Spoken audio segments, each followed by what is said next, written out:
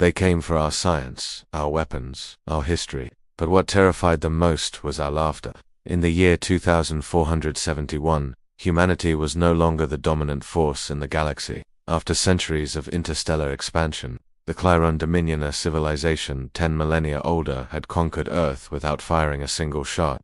The Clyrons didn't destroy our cities. They didn't enslave us either. They simply studied us. To them we were a primitive, illogical species, strange, impulsive, obsessed with emotion. They analyzed everything, our art, our wars, our philosophies.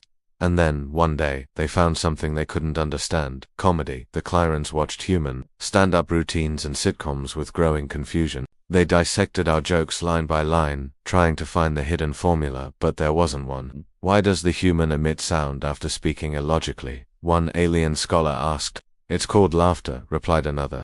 They seem to do it to relieve existential despair. The Clyrons didn't find it amusing. They found it disturbing. To them, logic was perfection, emotion was error, and laughter, reaction to absurdity, was a sign of madness. So, they banned it. Across the galaxy, laughter was declared a cognitive virus. Human comedians were imprisoned or erased. Every piece of recorded humor was confiscated. The last comedy club on Earth, the Blue Marble, was shut down by alien enforcers. Inside that club, beneath flickering neon lights, a man named Yolan Cross refused to surrender.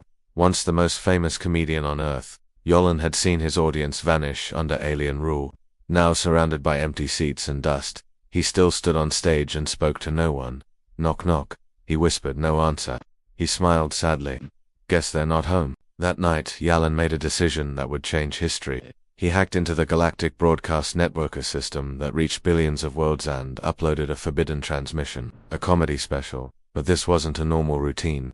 Yolan fused humor with raw emotion, mocking the absurdity of life, death, love, and even the Clyrons themselves. His jokes weren't just funny, they were truth wrapped in laughter, and the galaxy heard it. Billions of alien citizens, watching from sterile, emotionless worlds, froze. Something inside them shifted. Their neural implants glitched, logical systems faltered, and then somewhere, on a distant moon, a Clyron soldier laughed. Just once. A short, sharp exhale, but it echoed across his entire species' consciousness, like a spark in a void. Within hours, the Clyron Dominion's communication grid began to collapse.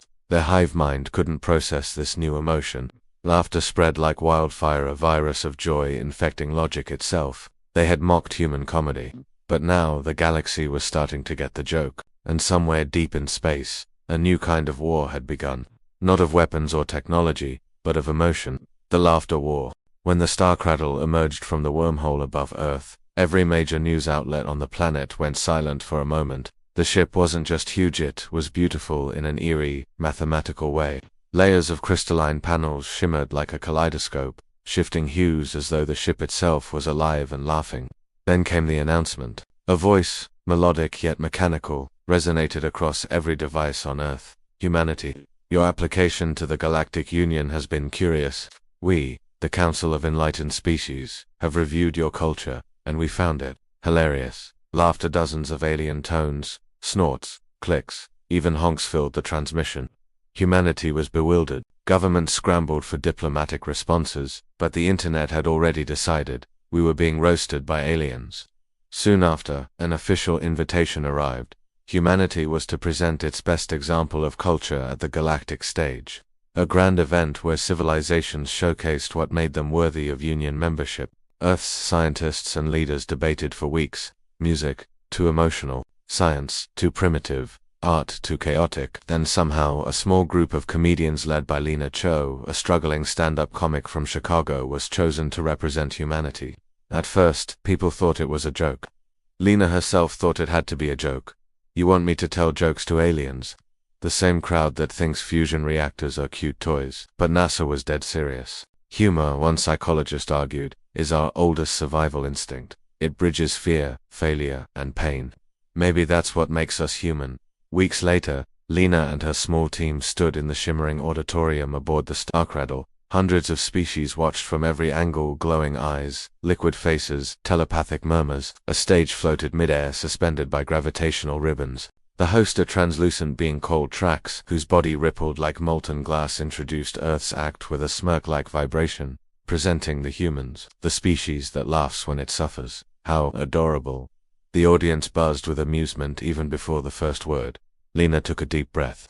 Her hands trembled. The translator drone hovered beside her, ready to interpret her words into 1,000 alien frequencies. She began. So, funny thing, you guys ever notice how humans invent something new just to make their lives worse, like social media? A pause. Then snickers, not just from humans watching remotely, but from the crowd of aliens. A slug-like diplomat let out a bubbling noise that could only be laughter. Encouraged, Lina leaned in. Yeah, we made the internet to share knowledge, and ended up sharing cat memes. That's evolution, baby. This time, uproarious laughter filled the chamber. Vibrations echoed across the walls. Some aliens rolled over, one fainted. Even Trax's shimmering form flickered uncontrollably. But beneath the laughter, Lina noticed something strange. Some aliens were studying her, not amused, concerned. They whispered to one another, their expressions twisting, because human laughter wasn't just sound, it carried emotion, chaos, defiance. To them, it felt alive, and it was resonating with the ship itself. The crystalline walls began to hum back, vibrating to the rhythm of the laughter, amplifying it like a chorus of stars. Lina stopped mid-joke. The translator buzzed with static. The air shimmered. Something was happening. Then Trax raised an arm. The entire auditorium went silent. Stop. Every being froze. That frequency, that vibration, it cannot be. Humans. What is the origin of this energy? Lina blinked. It's called funny. But the crowd wasn't laughing anymore. The energy of human laughter was rippling through the ship's core-touching systems designed to be unshakable, and deep within the Starcradle something ancient was waking up. For a few seconds, the entire hall seemed suspended in silence. The laughter faded, but the echo of an unseen pulse continued to ripple through the ship's metallic veins. The crystalline walls shimmered like ripples on a pond. Lina stood frozen, mic still in hand, her heart thudding. Did I just break an alien ship with a joke? The audience murmured nervously in dozens of alien tongues. The ship's lights dimmed, then brightened again, like it was breathing. A low hum filled the chamber deep, rhythmic, almost like a heartbeat. Trax, the molten glass host, turned its glowing gaze toward Lina. Human, what you call laughter, it has disrupted our harmonic stabilizers. No known sound has ever done that. A human technician in the observation booth whispered to mission control. They're reacting to the frequency modulation of her laughter pattern. It's impossible. Nothing organic should interact with energy matrices like that. The alien council conferred through telepathic waves, a storm of psychic murmurs swirling in the air. Some were frightened, others intrigued. One, a being of living crystal, leaned forward, its body refracting human laughter still trapped within its core. Their sound contains irregular harmonics, a blend of chaos and coherence, emotion and entropy. Impossible. Lina swallowed hard. So, should I stop telling jokes? Trax tilted its head, an echo of human curiosity. Continue. The Starcradle demands it. The room tensed. Lina blinked, unsure if this was permission or an order. She took a shaky breath and tried another line. Okay. Ever wonder why humans laugh when they're nervous? Like when the boss says, "We need to talk." Haha, no. That's terror disguised as comedy. The laughter erupted again, this time louder, freer, contagious. Aliens that had never experienced humor before began producing their own warped versions of it, vibrating, clicking, whistling in strange rhythms. Some fell into chaotic spasms of joy. Then, suddenly, boom, a shockwave burst through the chamber. The laughter's frequency hit a resonant peak. The Starcradle's crystalline frame flared with light, and holographic panels began projecting images, ancient memories of galaxies, extinct worlds, forgotten laughter. Astonished gasps filled the room. It's unlocking archives, whispered one alien scholar. No, not unlocking, remembering, said another. Trax's molten face flickered like a candle. This ship is over 1,000,000 cycles old, built before our records began. It has never spoken to us before. The ship began to hum in unison with Lina's heartbeat. Through the floor, she could feel a warmth, a pulse responding to her presence. And then, in every alien mind present, a voice echoed, not from THRX, not from any living being. It was the ship itself. Laughter, the sound of defiance. I remember it now. Every being froze. Even the humans in orbit went silent. Long ago, the ship continued, its tone ancient and resonant. My creators fell to despair. Their worlds burned, their hope died, and they forgot how to laugh. Their silence became my prison. Lina felt her knees weaken. She whispered, "You mean, laughter can wake machines?" "Not machines. Human, memories, souls, the rhythm of existence itself. Trax bowed its molten head. Your primitive emotion has done what no civilization has achieved. You have reawakened the first vessel. Lina blinked, still clutching her microphone like a weapon. So what now? Do I keep telling jokes until it explodes? The ship's lights pulsed in rhythm with her nervous chuckle. No, human, it said softly. You have reminded the galaxy of something we all lost. Joy. And then, as if on cue, the entire Starcradle laughed, hundreds of species, 1,000 tones vibrating in harmony, shaking the very stars outside. But not everyone in the galaxy was amused. Far away, in the dark folds of space, ancient watchers stirred, beings who had silenced laughter eons ago, and they had just heard it again. For the next few days, chaos and wonder swept across the galaxy. The Starcradle continued to pulse with the lingering resonance of human laughter, a rhythmic vibration that carried through subspace like ripples across an infinite ocean. Every world connected to the Galactic Union felt it. Machines flickered. Communication arrays emitted strange melodic bursts. Some planets experienced aurora-like lights forming faces that seemed to smile across their skies. The phenomenon was soon named the Laughter Echo. To most, it was harmless, beautiful, even. Entire species gathered under the glowing skies, mimicking the strange human behavior they had witnessed, shoulders shaking, sounds of amusement spilling out of mouths or vents or energy sacs. Laughter became a new, unifying contagion. But not everyone celebrated. The Vorr'kai Dominion, an ancient species ruling the galaxy's shadow sectors, saw the event as an abomination. For millennia they had outlawed emotion, deeming it primitive, unstable, and dangerous. Their empire thrived on order, silence, and control. When the Laughter Echo reached their worlds, their energy conduits began to malfunction, ion minds glitched, emotionless drones began smiling, and factories sang in distorted harmonic tones. The Vorr'kai High Chancellor, a towering being encased in obsidian armor, issued a decree: silence this infection, eradicate the origin, and so, their fleets began tracing the frequency back to one small blue planet called Earth. Meanwhile, aboard the Starcradle, Lina and her team were being hailed as galactic celebrities. Everywhere they went, beings laughed, bowed, and requested more jokes. Lina, now dubbed the Empress of Emotion by alien tabloids, wasn't sure how to handle it. I just wanted to pay my rent, she muttered during an interview with a jellyfish-like reporter from Rigel IX. Now, I'm supposed to be the savior of cosmic happiness. But Trax and the awakened Starcradle had other ideas. The ship had begun generating what it called resonance nodes, crystal-like devices that captured the frequency of human laughter and distributed it across the galaxy. Each node amplified joy, easing conflict, and inspiring creativity on countless worlds. Laughter is the only vibration chaos cannot consume, the ship explained. Where there is laughter, despair falters. Scientists from dozens of civilizations studied these nodes. They found that laughter emitted low-frequency, quantum harmonics capable of rewriting emotional energy in living beings. It literally changed how species felt and thought.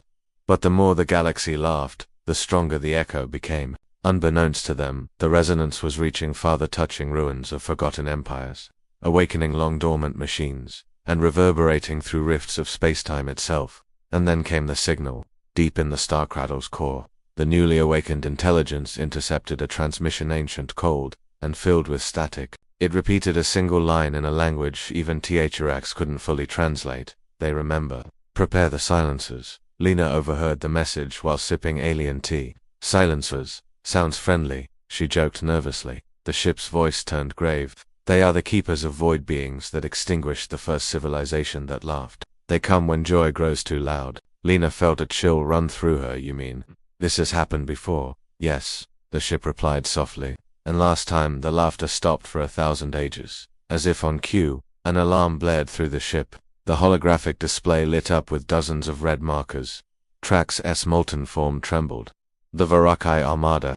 They've entered the system. The bridge filled with tension. The ship's energy readings spiked. The very resonance that had brought joy now served as a beacon to their enemies. Lina clutched her microphone again. So what? I'm supposed to fight them with jokes? The Starcradle's ancient voice answered quietly. Perhaps not jokes, but the truth behind them. The laughter that once united the galaxy was about to be tested against the silence that had ruled it for millennia. The black void outside the Starcradle shimmered with the arrival of the Vorr'kai Armada.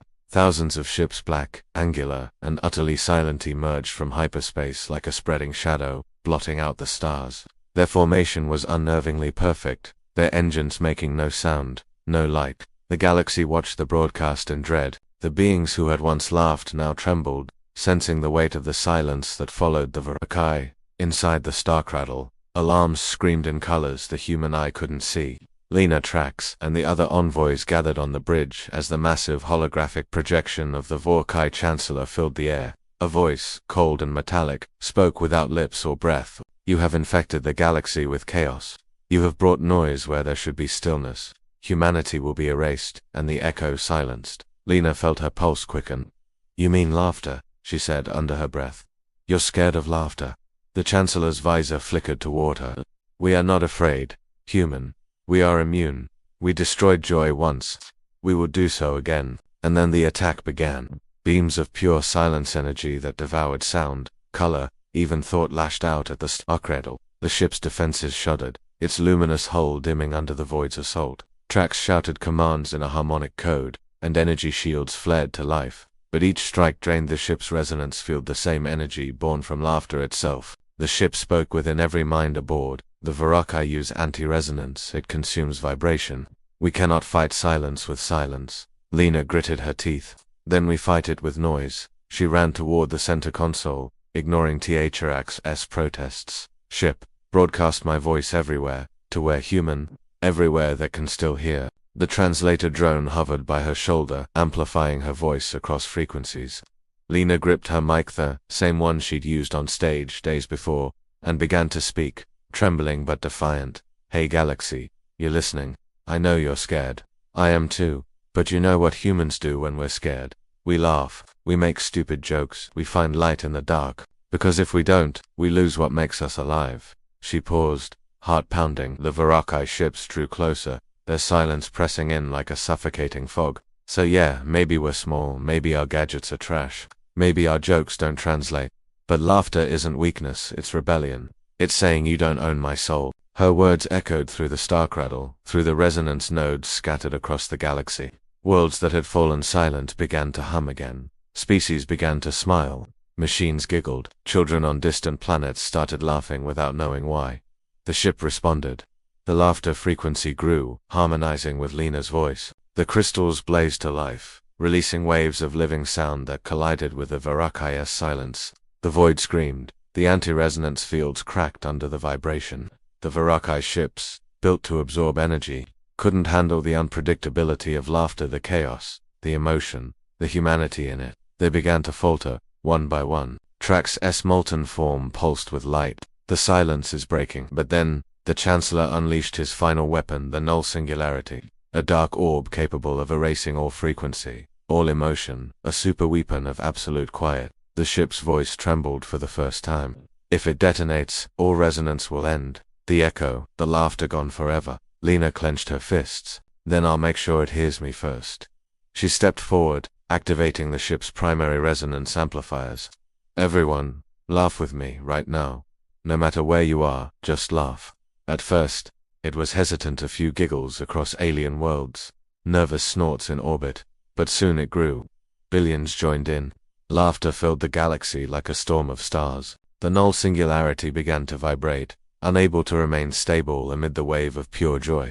The black sphere fractured, then exploded in a shockwave of color and sound. The Vorr'kai fleet disintegrated into shimmering dust. The silence was gone, and for the first time in a million years, the galaxy laughed together. The Starcradle dimmed gently, its mission complete. Trax turned to Lina, its molten form soft and glowing. Human, your species has done what the ancients could not. You turned despair into music. Lina smiled, exhausted but alive. Guess comedy really is universal. But as the laughter faded and calm returned, the ship whispered a final warning. Be careful, Lina Cho. The echo has awakened more than joy. Something else. Heard you laugh.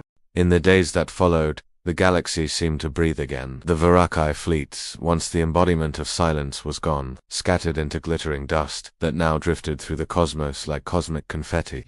Across countless worlds, beings of every shape and form laughed together. Some didn't even know why, they just felt it, and echoed deep inside their spirits, as if the universe itself had finally remembered how to smile. But even amid the celebrations, Lina Cho couldn't rest. The Starcradle was changing. Its once brilliant crystalline walls had begun to pulse slower, deeper, resonating with a rhythm that wasn't laughter anymore, but something heavier, something ancient. One night, unable to sleep, Lina wandered the ship's corridors. The glowing panels around her flickered faintly as she walked. "Ship," she whispered. "You awake?" "Always," it replied softly. "You have many questions." Lina hesitated. "You said something, heard me during the battle." The ship's voice deepened, reverberating through the metal like the sigh of a sleeping god. "Long ago, before the Vorr'kai silenced the stars, there was another power, the source of emotion, the first spark. It gave life its rhythm, its chaos, its laughter. When the ancients stopped feeling, the source fell asleep." Lina frowned. "And now it stirs." As if in response, the floor beneath her feet vibrated with a faint hum. She felt it not in her ears, but in her bones, a strange warmth, like the feeling before a punchline lands. Suddenly, a hologram ignited in the air. It showed galaxies spiraling like glowing mandalas, threads of color connecting them, pulsing with laughter's resonance. At the center of it all was a heartbeat. Every time your kind laughed, the source felt it. The ship continued. "And through your defiance it is waking once more." Lina blinked. "You mean humanity just woke up God with jokes?" "Perhaps not God," the ship murmured, "but something close enough." Within weeks, strange phenomena spread through the galaxy again. Stars pulsed in rhythm with laughter. Gravity waves hummed melodies that matched human comedy clips. Dead planets began to bloom again, their surfaces rippling with color and life. And in deep space, beyond the reach of any known civilization, a massive structure began to materialize.